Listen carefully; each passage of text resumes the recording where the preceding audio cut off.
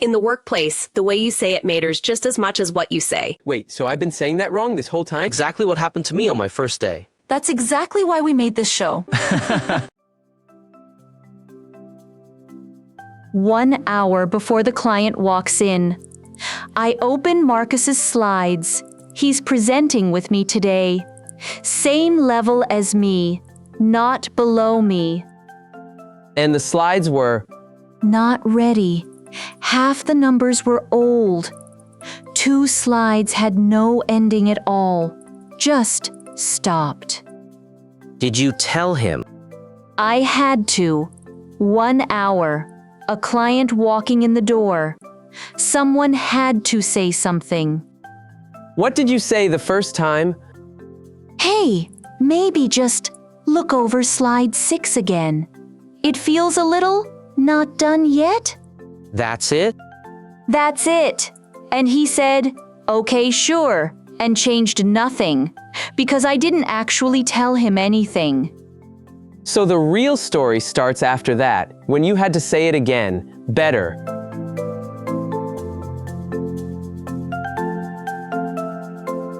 Welcome back to English in the Wild. I'm Alex. And I'm Kim. Today's the one where I learned that soft and clear are not the same thing. One real work problem, English you can use today, this time, telling a coworker, someone at your own level, not below you, that their work isn't ready, fast, before it's too late. This is different from telling your boss's boss he's wrong, right? This time, it's a friend, someone you have to work with every day after this conversation too. That's exactly the hard part. I'm not his manager. I can't just tell him what to do. With us today, Professor Maya, she's going to explain why Kim's first soft try actually made things worse, not better. Marcus and I both work on the Delta account, same level.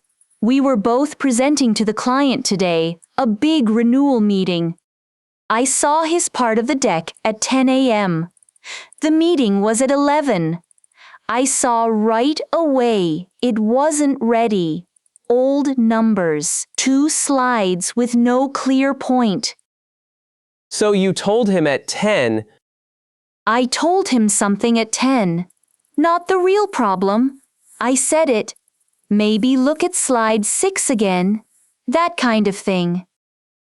Why so soft? Because he's not below me. If I say it wrong, it's not just work. It's our whole relationship. We eat lunch together.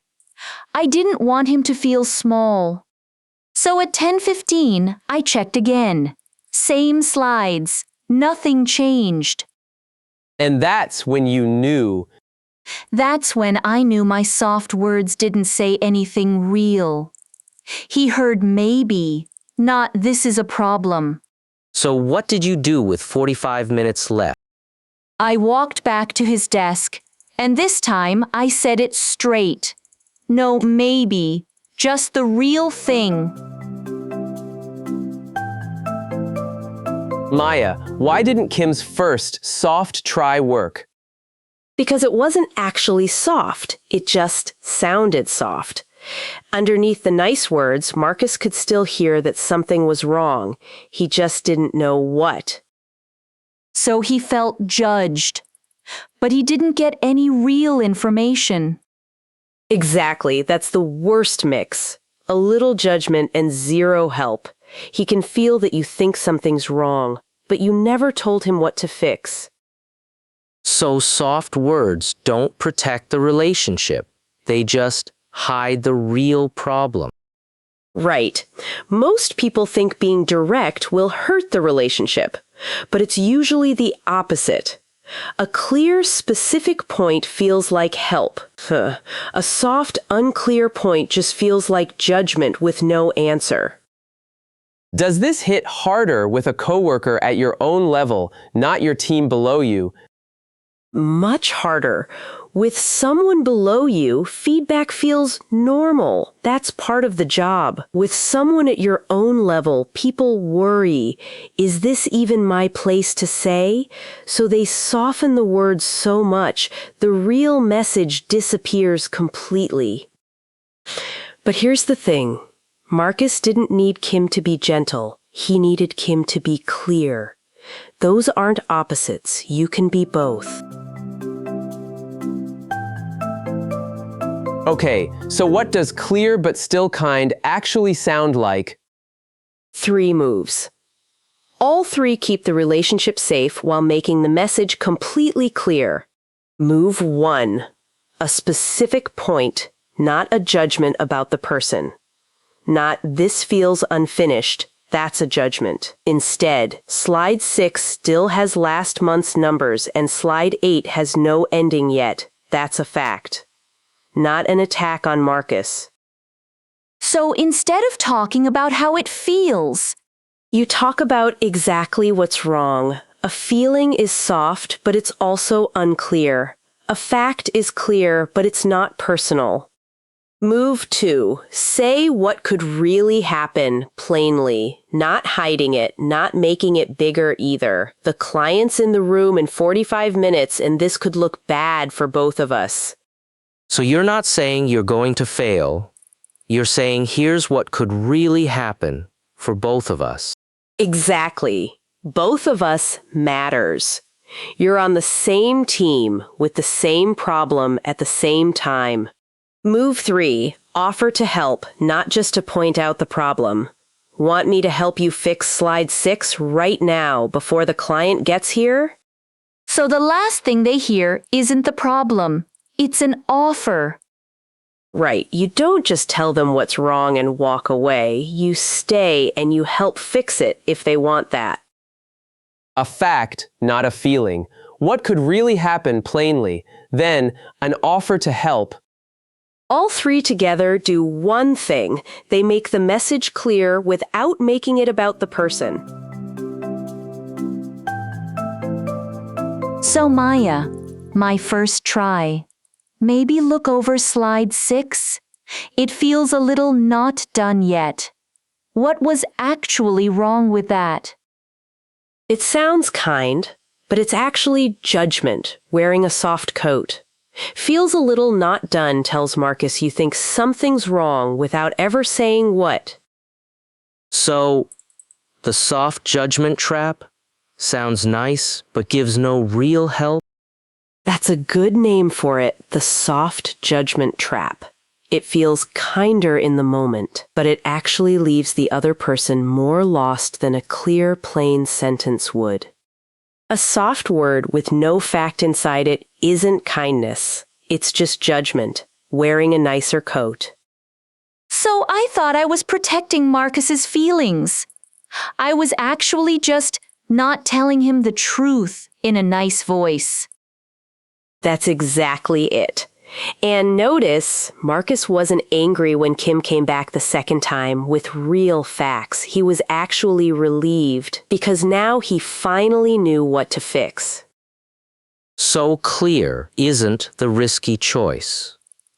Unclear is. Every time.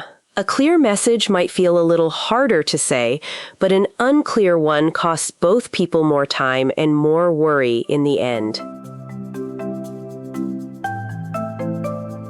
Okay, this part. I have to tell you what actually happened when I went back the second time. Marcus didn't just say, "Okay, thanks." What did he say?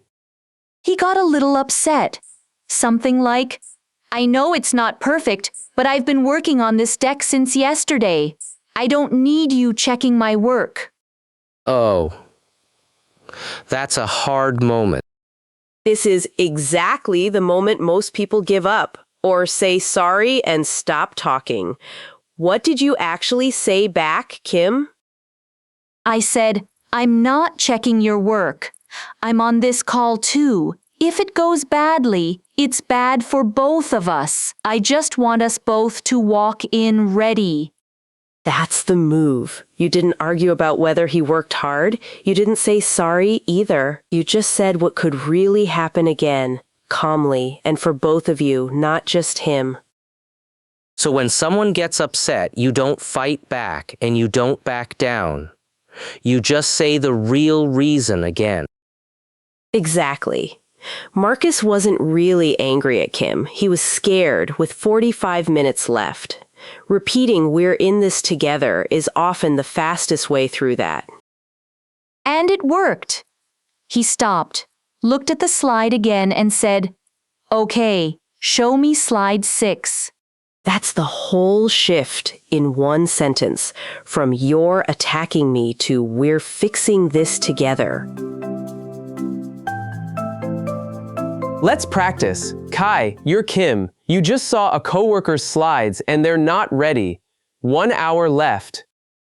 Slide 6 still has last month's numbers and slide 8 has no ending yet. The client's in the room in 45 minutes. This could look bad for both of us. Good. Fact first. What could happen second? No judgment word anywhere. Wait, Maya, what if I say all that calmly and they still get upset, like Marcus did with me? Great real question, and you already showed us the answer today. You don't argue back. You just say the real reason again calmly and add the two of you into it. "I'm not checking your work. I just want us both to walk in ready." So the second line isn't new information, it's the same message. Just said again, calmer. Exactly right. Now, delivery. Say the fact part flat, like you're reading it off the slide, not like you're blaming anyone. Natural speed.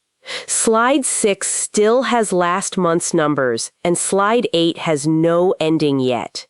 Slowly, slide 6 still has last month's numbers, and slide 8 has no ending yet. Slide 6 still has last month's numbers, and slide 8 has no ending yet. Good. Keep "still has" completely flat. No blame in your voice. It's just a fact about the slide, not about Marcus. Slide 6 still has last month's numbers, and slide 8 has no ending yet. There it is. Kim, the calm second line for when someone gets upset. "I'm not checking your work. I just want us both to walk in ready." I'm not checking your work. I just want us both to walk in ready. Good. Say "both" a little stronger than the rest. That word is doing all the work of bringing him back to your side. I'm not checking your work. I just want us both to walk in ready. Perfect. If you remember nothing else, say the fact, not the feeling. Kim, what happened in that last 45 minutes? We fixed slide 6 together. Real numbers in about 10 minutes. Slide 8, we just cut. It wasn't ready and it wasn't needed. And the meeting? Went fine. Actually, better than fine. The client asked a hard question about slide 6, and Marcus had the real number ready. He looked good. Did he say anything after about the whole thing? Later that day, he came to my desk. Just said, "Thanks for coming back the second time. The first time, I honestly didn't understand what you meant." So he knew the first try didn't work too. He knew. He just didn't know how to say it either. We were both being too soft with each other. And that's the real point of today. Marcus didn't need Kim to be gentle with him. He needed her to be clear. The gentle part he found on his own the moment the message finally made sense. Here's a fact, not a feeling. This show gets better with more people watching. Subscribe. Plainly, no soft coat needed. And tell us, have you ever had to tell a coworker at your own level that something wasn't ready? What did you actually say? Comment with your version of here's what's actually happening and here's what could really happen next. Bonus points if it worked better the second time like Kim's did. 3 moves from today. First, a specific fact, not a judgment about the person. Second, say what could really happen, plainly for both of you, not just them. Third, offer to help, not just to point out the problem. And the idea behind all 3, a clear message feels harder to say, but it's actually the kinder one. Kim didn't hurt the relationship by being clear. She almost hurt it by being soft. And the bonus lesson from Marcus, hours later, he didn't understand the first soft try at all. The second one, the clear one, he understood right away. Turns out I wasn't protecting him. I was just confusing him in a nice voice. Next week, Kai. He has to ask his manager for 1 more week on a deadline, and the real reason his team is short on people feels too honest to actually say out loud. We're going to learn how to ask for more time without sounding like an excuse. Oh, I'm already worried about this one. You should be. You didn't ask well. At first. At first is becoming a pattern on this show. English in the wild, real English, real situations, real results.